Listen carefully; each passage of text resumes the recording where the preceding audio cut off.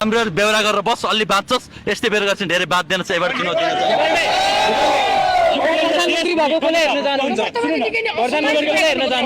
व्यक्तिसँग हामीलाई मतलब छैन जोसुकै प्रधानमन्त्री होस् सबै खेल राष्ट्रपतिले गरे हो राष्ट्रपतिले गर्दा यस्तो भएको छ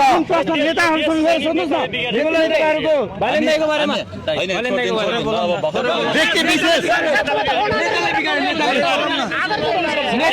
भन्नु न के जवाब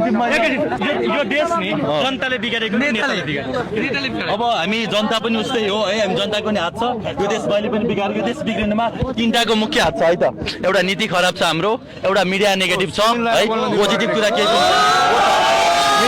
मिडियाले देश बन्छ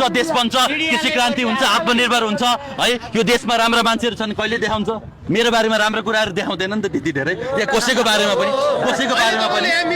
होइन के मिडियाले पनि नेगेटिभ छौँ क्या हामी देश बन्छ भनेर मिडियाले भन्दै भन्दैन मैले करोडपति बनाउँछु भन्दा मेरै बिल लानेछ यसरी पञ्चायत खोल्नु पर्ने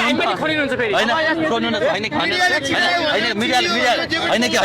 मिडिया पोजिटिभ हुनु पर्यो देश बन्छ भन्नु पर्यो म त्यो भन्न खोजेको के मिडियाले चाहिँ देश बन्छ बनाउने हामीले हो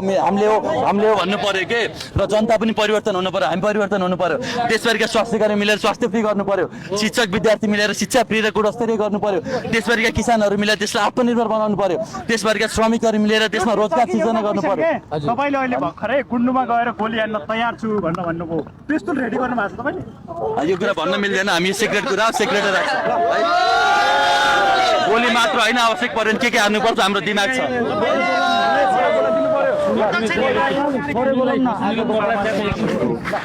प्रधानमन्त्री बन्ने बाटो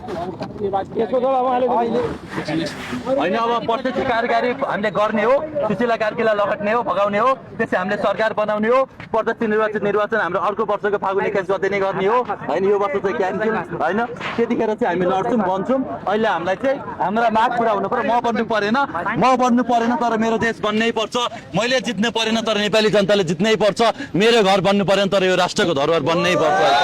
त्यति कुरा म त मरे पनि फरक परेन म त शहीद भए पनि फरक परेन मलाई केही चाहिएन आन्दोलनमा भएको घुसपेटको जिम्मा कसले लिन्छ डाक्टर साहब कुन आन्दोलनको कुरा आन्दोलन आज भएको आन्दोलन भोलि पनि आन्दोलनको हामीले लिन्छौँ सरकारले लिन्छ सरकारले